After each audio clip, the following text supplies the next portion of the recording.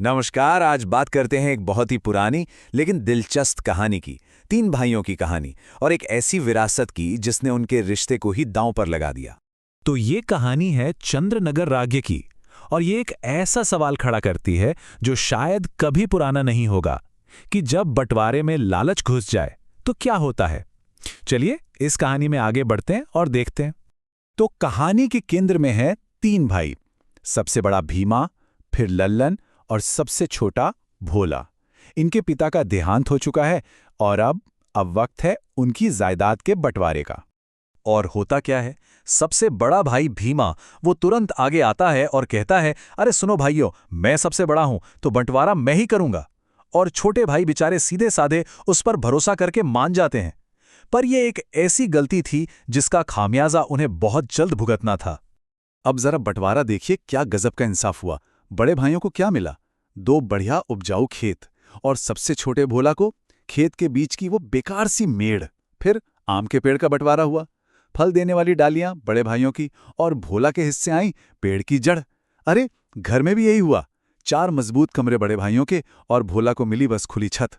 मतलब ये तो बंटवारा था ही नहीं, ये तो सीधे सीधे एक धोखा था। और इस धोखे का नतीजा ये हुआ कि भोला और उसकी पत्नी पद्मा के पास कुछ भी नहीं बचा। उन्हें उसी पुश्तैनी घर से बाहर निकाल दिया गया। सोचिए, एक ही झटके में वो सड़क पर आ गए, बेघर और बेसहारा। अब उनकी हालत दिन ब दिन खराब होती जा रही थी। गांव के तालाब के पास एक छोटी सी झोपड़ी में रहने को मजबूर थे।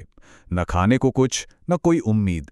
ऐसे में भोला की पत्नी पद्मा का सब्र जवाब दे गया और उसका सारा गुस्सा भोला के सीधेपन पर निकला। पद्मा ने जो कहा वो एक तरह से भोला की गलती पर उंगली उठाने जैसा था। उसने कहा, बड़े भैया कहकर तुमने तो सिर पर चढ़ा लिया था उनको। देख लिया ना नतीजा, अब भुगतो।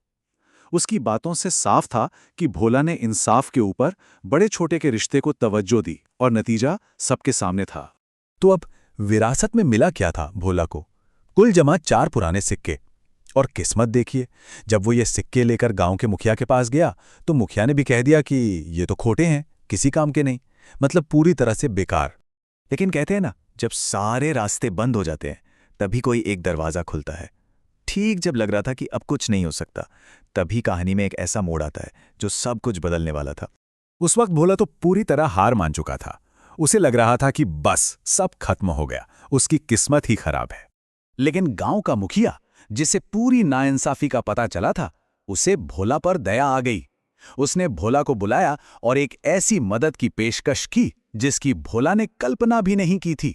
मुखिया ने कहा कि कल से तुम और तुम्हारी पत्नी मेरे खेतों में काम करो, मैं तुम्हें दूसरे मजदूरों से ज्यादा मजदूरी दूंगा। अब देखिए, ये सिर्फ काम नहीं था, ये एक नई शुरुआत थी। ये सिर्फ पेट भरने का जरिया नहीं था, बल्कि ये उम्मीद की वो पहली किरण थी जिसकी भोला और पद्मा को सख्त जरूरत थी।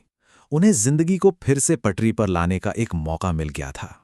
और जैसे ही घर की जरूरतें पूरी होने लगी, पेट भरने लगा, तो दिमाग ने काम करना शुरू किया। और इस बार दिमाग चला भोला की पत्नी पद्मा का। उसने इंसाफ पाने के लिए एक बहुत ही जबरदस्त योजना बनाई। यहीं पर कहानी में पोएट्रिक जस्टिस का कॉन्सेप्ट सामने आता है। मतलब जब गलत करने वाले को उसी की तरकीब से सजा मिले। पद्मा की योजना कुछ ऐसी ही थी। उसने फैसला किया कि वो उन्हीं बेकार चीजों का इस्तेमाल करेंगे जो उन्हें बंटवारे में मिली थी, और उन्हीं से अपने भाइयों को सबक सिखाएंगे। पद्मा का तर्क बड़ा सीधा था।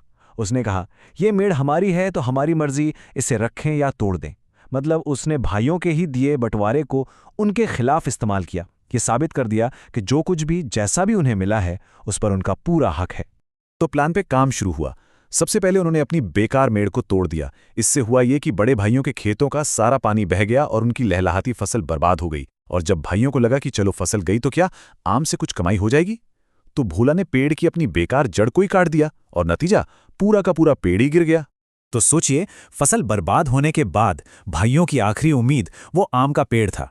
लेकिन एक सुबह वो जोर के धमाके से जागे और देखा कि भोला ने पेड़ ही काट दिया है। मतलब उनकी कमाई का आखिरी जरिया भी खत्म। और ये सब किया किसने? उसी भोला ने जिसे उन्होंने धोखा दिया था। ये उनके लालच पर सबसे बड़ा और आखिरी वार था। तो इसके बाद क्या हुआ? जाहिर है भीमा और लल्लन ने भोला और पद्मा को पकड़ लिया।